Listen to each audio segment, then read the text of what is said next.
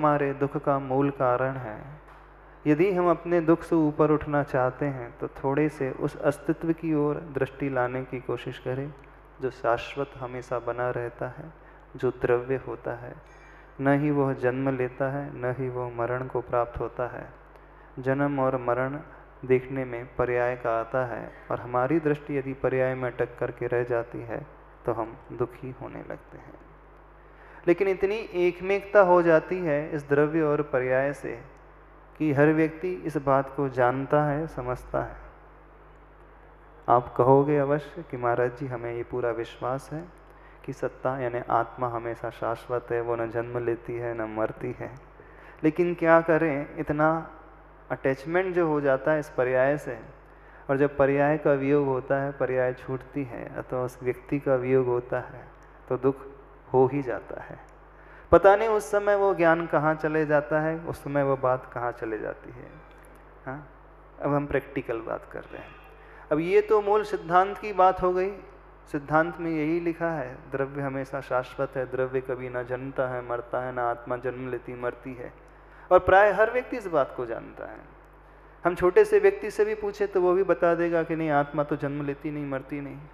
जब इतना ज्ञान है तो व्यक्ति दुखी क्यों हो जाता है? किसी के जन्म से, किसी के मरण से, किसी के जीवन में कुछ घटित होता है तो वो इतना पीड़ित क्यों हो जाता है?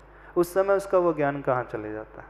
क्यों आप लोगों का ज्ञान उस समय कहाँ चले जाता है जब जीवन में प्रतिकूलताएं आ जाती हैं? क्या हो जाता है? प्रशस्त राग अभी छोड़ दो, क्या हो जाता है? हाँ, क्यों आपकी जो भीतरी दृष्टि होना चाहिए वो छूट जाती है? आपकी मतलब हर एक संसारी व्यक्ति की, प्राय सबके साथ ऐसा ही होता है। वो इतना ज़्यादा जुड़ जाता है उस पर्याय को लेकर के, इतना ज़्यादा मोह से प्रभावित हो जाता है, इतना ज़्यादा उसमें डूब जाता है कि वह द्रव्य को भूल करके पर्याय के जन्म में ही उस द्रव्य का जन्म मानता है और पर्याय के मरण में ही उस द्रव्य का मरण भी मान लेता है। बच्चे का जन्म होता है घर में, आप फूल जाते हो, और किसी का वियोग हो जाता है तो आप कूलने लगते हो। कूलने का मतलब समझते हो? दुखी होने लगते हो। लेकिन जो व्यक्ति थोड़ी सी तत्व दृष्टि रखेगा, थोड़ा सा भीतर का ज्ञान रखेगा, वह संभालने वाला होगा अपने आप को। हम ये भी मानते हैं कि एकदम से ये संभव नहीं होता है, क्योंकि संस्कार अनादिकाल के हैं, एकदम से जाते भी नहीं हैं। हम कितना भी समझा लें, कितना भी उपदेश दे लें आपको, आप 1 घंटे तक यहाँ सुनोगे भी, लेकिन यहाँ से उठ करके घर जाओगे तो करोगे वही जो करते आए। सबके साथ ऐसे ही होता है ना? नहीं होता? आप कहोगे महाराज जी ये बातें सुनने में बहुत अच्छी लगती हैं, हाँ, समझ में भी आ रही हैं, लेकिन प्रैक्टिकली पॉसिबल नहीं होती है। कितने लोगों को ये लगता है ये प्रैक्टिकली पॉसिबल नहीं है? व्यवहारिक जीवन में ये संभव नहीं है इसे उतारना। समझना तो बहुत आसान है, लेकिन जब व्यवहार की बात आती है, जिस जिंदगी को आप जी रहे हो, जिस परिवार के साथ आप बने हुए हो, उनके साथ रहते हुए इस दृष्टि को लाना मुझे संभव जैसा नहीं लगता। पहली बात तो इस बात को मन से निकाल दो, ये संभव नहीं, यह असंभव बात है, इस बात को निकाल दो। ये संभव है, बिल्कुल संभव है, लेकिन कठिन अवश्य है। असंभव नहीं है, कठिन अवश्य है। क्यों कठिन है? क्या परेशानी आ जाती है? सबसे बड़ा उसका कारण है, और वो कारण को समझो। क्योंकि यदि हम सही होना चाहते हैं और नहीं हो पा रहे हैं तो सबसे पहले हम कारण को पकड़ने की दृष्टि लेकर के आएँ। यानी जो हमारे जीवन में बैरियर की भांति होता है, अवरोधक के भांति होता है, हमें व्यवस्थित नहीं होने देता है, उस ज्ञान के पश्चात भी हमारे प्रैक्टिकल में नहीं उतरने देता है, हम उस बाधक कारण को सबसे पहले पकड़ना सीखें। तो कौन सा कारण है? कभी आपने सोचने की कोशिश की है? मोहनी कर्म है, वो कर्म दिखलाई देता नहीं है, हर व्यक्ति कहेगा। अब हमें जो समझ में आ रहा है, ठीक है, अंतरंग में तो मोहनी कर्म ही है। अंतरंग में व्यक्ति के संस्कार इतने मजबूत हो चुके हैं, अनादिकाल के संस्कार हैं।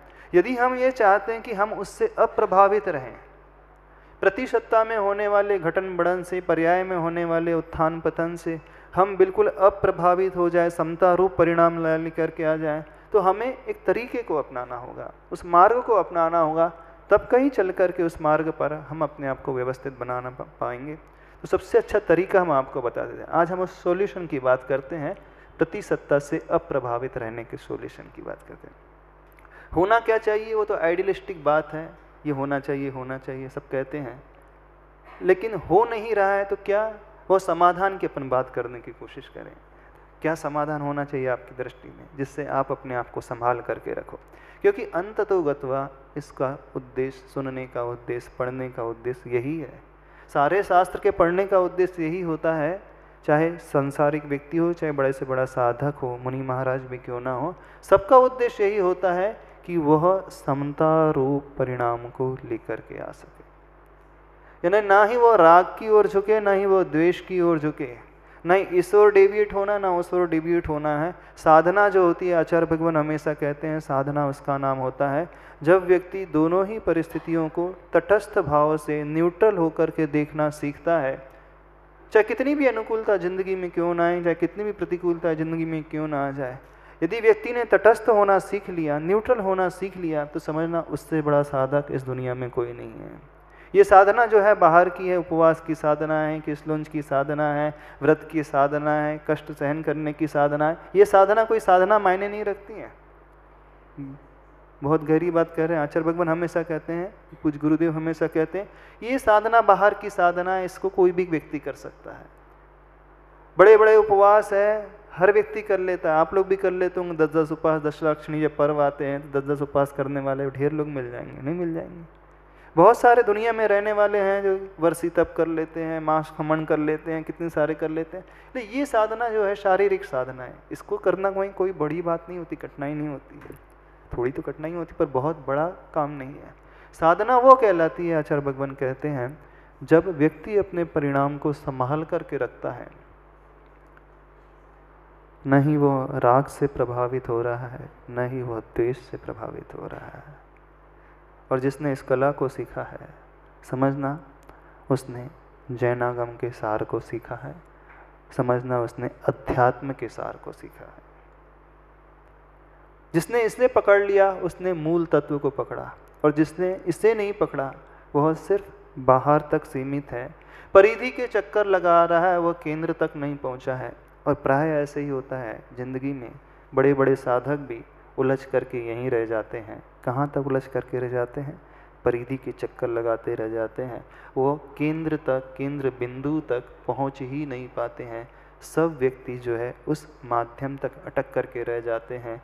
वह भीतरी तत्व जो होना चाहिए, समता रूप परिणाम, वो नहीं आ पाते हैं। आपने बहुत सारे लोगों को देखा होगा, तपस्वियों को भी देखा होगा, नहीं देखा?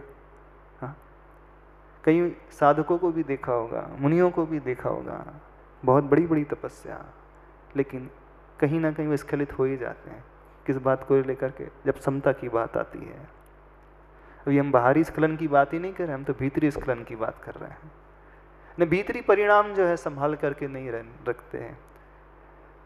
यानी जो अप्रभावित रहता है इससे, वो साधना कहलाती है। तो उसका तरीका क्या है? आपको पता है कोई तरीका कैसा होना चाहिए? हाँ, कैसा होना चाहिए? अब हम बताएं एक तरीका, हाँ, जो आप लोग जीवन में बहुत उपयोग में लाते हैं, खासकर महिला वर्ग। उसको आप प्रयोग भी करते हैं, अपनी प्रैक्टिकल लाइफ में रोज करते हैं। आचार्य भगवान एक बहुत सुंदर उदाहरण देते हैं। आप घर में यदि हींग का प्रयोग करते हैं, हींग का प्रयोग करते हैं, हिंगड़ा छोंक लगाने के लिए, किसी डिब्बी में आपने हींग को रख दिया है। अब वो हींग समाप्त हो गई है, डिब्बी है, कुछ दिनों के पश्चात उसी डिब्बी में आप केसर रख दो, हाँ, और खीर जब बनाते हो उस केसर का प्रयोग आपने उस चावल की खीर में कर दिया, क्या होता? केसर का ही गंध आएगी, केसर का स्वाद आता है। क्यों? क्यों? वो हींग समाप्त हुए बहुत दिन हो गए हैं, खाली डिब्बी है, खाली डिब्बी में अपने केसर रखा है। क्यों? यानी उसके संस्कार इतने मजबूत हैं कि वो हींग की गंध जो है, दुर्गंध दूर ही नहीं होती है। यदि आप चाहते हो कि उसी डिब्बी में जिसमें केसर रखा है, पुरानी हींग की डिब्बी थी, उसमें हींग की गंध ना आए, तो क्या करते हो? क्या करना पड़ता है? नहीं जाएगी हींग की गंध? जाती है। साफ करना पड़ता है, उसे मांझना पड़ता है, उसे फिर अग्नि में तपाना पड़ता है। जब उस डिब्बी को आप अग्नि में रख दोगे, कुछ दिन के पुरुषार्थ करोगे, तो उसकी गंध जो है चली जाएगी। यानी वो जो संस्कार थे हींग के, हींग समाप्त होने के पश्चात भी इतने मजबूत थे कि भले ही आपने उसमें केसर भर दिया, फिर भी वो केसर की गंध ना आई उसमें, बल्कि हींग की ही गंध आई। तो आपको उस संस्कार को बदलने के लिए कुछ ऐसा पुरुषार्थ करना पड़ता है, ऐसा कठोर पुरुषार्थ करना पड़ता है। एक तो वो तपाओ, और दूसरा तरीका यह है कि उसमें प्रतिदिन नई नई केसर डालते जाओ, केसर डालते जाओ। तो जो पहले दिन केसर डालोगे उसमें उतनी ज़्यादा जितनी हींग की गंध आती है, 10 दिन के पश्चात नई केसर भरोगे तो नहीं आएगी, और 1 महीने बाद केसरी केसर डालते जाओ तो फिर हींग की गंध शायद समाप्त हो जाएगी। तो उस हींग के संस्कार को हटाने के लिए क्या किया आपने? प्रतिदिन उसमें नए नए केसर भरते गए और नए संस्कार उसमें लेकर के आ गए। तो ऐसे ही जो हमारे भीतर उस राग और द्वेष के संस्कार पड़े हुए हैं, इधर उधर भागने के संस्कार पड़े हुए हैं, हम ये चाहते हैं कि हमारा दृष्टि जो है प्रति सत्ता की ओर न जा करके सत्ता की ओर जाए। तो क्या करना होगा? कुछ नहीं करना है। नए संस्कार को इतने मजबूत बनाओ, इतने मजबूत बनाओ, इतने मजबूत बनाओ कि वह पुराने संस्कार के ऊपर हावी हो जाए। उसमें इतनी केसर भरो, इतनी केसर भरो कि हींग की जो गंध है वह भी लुप्त हो जाए, और या तो उसे इतनी तपा लो डिब्बी को कि उसकी गंध लुप्त हो जाए। करते हो आप लोग प्रयोग महिला में? कैसे करते हैं आप लोग? ऐसे ही करते हो ना? कितना सरल तरीका है आचार्य भगवान का, सरल तरीका है कि नहीं? तो बस इसी तरीके को जिंदगी में अपनाना और कुछ नहीं। हाँ, जो संस्कार बन चुके हैं कषाय के प्रभावित होने के, राग और द्वेष की ओर आकर्षित होने के, हो सकता है महाराज ये ज्ञान का विषय तो अच्छा है, सुनने का विषय भी अच्छा है, लेकिन उतरने का विषय जब आता तो हो नहीं पाता। आप भले कितना भी कह लो, उदाहरण तो समझ में आ जाता है, लेकिन जब उदाहरण को जीवन में उतारा जाए तो वो क्यों जिन सब समझ में आती बात। हाँ, तपाने का क्या तरीका है? जैसे बर्तन को तपाया जाता है वैसे ही मन के तपाने का भी तरीका है। हाँ, मन को कैसे तपाया जाए? मन को तपाने के लिए अग्नि की संयोग की आवश्यकता होती है, जो अग्नि शुद्ध बनाती है। ऐसे ही जो दुर्भाव से भरा हुआ मन है उसको शुद्ध करने के लिए कौन सी अग्नि है? तो आचार्यों ने उसके लिए ध्यान की अग्नि का प्रयोग बतलाया है, आचार्यों ने उसके लिए तप की अग्नि का प्रयोग बताया है, और आचार्य ने ऐसे गुरु के सानिध्य की अग्नि का प्रयोग बताया है। गुरु की संगति, गुरु का सानिध्य मिलता है तो हमारे ऊपर तपना तो नहीं होता है, लेकिन जब हम गुरु का संयोग लेते हैं तो मानना हम केसर की डिब्बी, केसर उसमें भरते चले जा रहे हैं। केसर उसमें भरते चले जाएंगे। जितना उस उपदेश को हम पान करेंगे, जितनी उस बातों को सुनेंगे, तो क्या होगा? हम पुराने संस्कार के ऊपर एक नया संस्कार छोड़ते चले जाएंगे, और जब वो नया संस्कार उसमें बढ़ता चले जाएगा, बढ़ता चले जाएगा, तो भी वो हमारा काम हो सकता है। तब कहीं जाकर के हम जो है अप्रभावित हो सकते हैं, तब कहीं जाकर के हम इस दुनिया को देखते हुए भी, होने वाली पर्याय में परिणमन को देखते हुए भी अपनी दृष्टि जो है द्रव्य की ओर अर्थात उस सत्ता की ओर लेकर के आ सकते हैं। कठिन है मार्ग? क्यों युगल जी? कठिन है सरल है? कठिन तो है महाराज जी। हाँ, बहुत कठिन है। क्या कठिनाई है उसमें? केसरी तो भरना है हींग को निकाल कर, और करना क्या? हाँ, केसरी तो भरना, क्या कठिनाई है उसमें? अच्छा, पहले हाँ, पहले हींग निकालना पड़ेगा, ये तो करना ही है। यानी पहले अंदर से ये भावना जागृत करो। सबसे पहले हम कह रहे हैं कि हमें उसमें केसर भरना है। अंदर से परिणाम लेकर के आओ कि हमारे लिए उस संस्कार को निकाल करके अलग करना है। तो हींग भी तब निकलेगी जब पहले विचार तो आए कि हींग निकालना है। कई लोगों को तो हींग में ही बहुत आनंद आता है। महाराज जी हींग से क्या टेस्ट अच्छा तो लगता है खाने का, है ना? राग द्वेष करने से अच्छा तो लगता है, नहीं लगता? गुस्सा करने से अच्छा तो लगता है। अच्छा, राग करने से अच्छा नहीं लगता? जब बच्चे को प्रेम करते अच्छा नहीं लगता? अच्छा लगता है। कितनी माँ को बच्चे को प्रेम करना अच्छा नहीं लगता? अच्छा लगता है। प्रवचन कैसे बात कर रहे हैं महाराज जी, अच्छा नहीं लगता? लगता तो है, और जो अच्छा लगता है उसे हम कैसे छोड़ दें? आप बताओ कैसे छोड़ें? छोड़ना तो आप ही को होगा। तो उस बात को ऐसी उस प्रति सत्ता में होती हैं अनगिन संभावनाएं उत्थान पतन की। वो यानी उस पर्याय को भी हम आविर्भूत कर सकते हैं जो पूर्ण उत्थान को लेकर के वह शुद्ध अवस्था को भी प्राप्त कर सकते हैं। लेकिन कैसे? उस समुचित क्षेत्र में जो खाद हवा पानी मिल जाती है तब होती है। ऐसे ही हम अपने आत्मा की खेती करना सीखें। बाहर की खेती करना बहुत सीख लिया, अब आत्मा की खेती करना सीखें। तो उसके लिए समुचित सही ज़मीन कौन सी है, सही हवा पानी कौन सा है, सही खाद क्या है, सही दवाई कौन सी है। हाँ, सही दवाई लोगे तो ही होगा ना, ठीक। खाद भी सही वाली डालोगे तो होगा, गलत खाद डाल लोगे तो भी पेड़ पौधे जो है बढ़ेंगे नहीं, फसल ठीक आएगी नहीं। तो सही गुरु की तलाश होना चाहिए, है ना, तभी सही दवाई काम करने वाली है। वो गुरु ही यानी दवाई ही सही नहीं है तो क्या होगा? तब हमारी आत्मा की खेती जो है व्यवस्थित होना शुरू होगी। अपन आगे चलते हैं। यही इसकी महत्ता है। सत्ता शाश्वत होती है, सत्ता भाश्वत होती है बेटा। रहस्य में पड़ी इस गंध का अनुपान करना होगा। आस्था की नासा से सर्वप्रथम समझी बात। बहुत रहस्यपूर्ण बात है। रहस्य में पड़ी इस गंध का अनुपान करना होगा, यानी उसे का यदि टेस्ट लेना चाहते हैं तो कैसे होगा?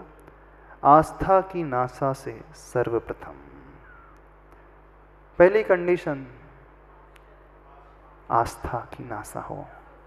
यदि उस गंध का पान करना चाहते हैं, उस स्थिति को पाना चाहते हैं, पहली चीज आस्था की बात आती है। और वही आस्था व्यक्ति की नहीं होती है।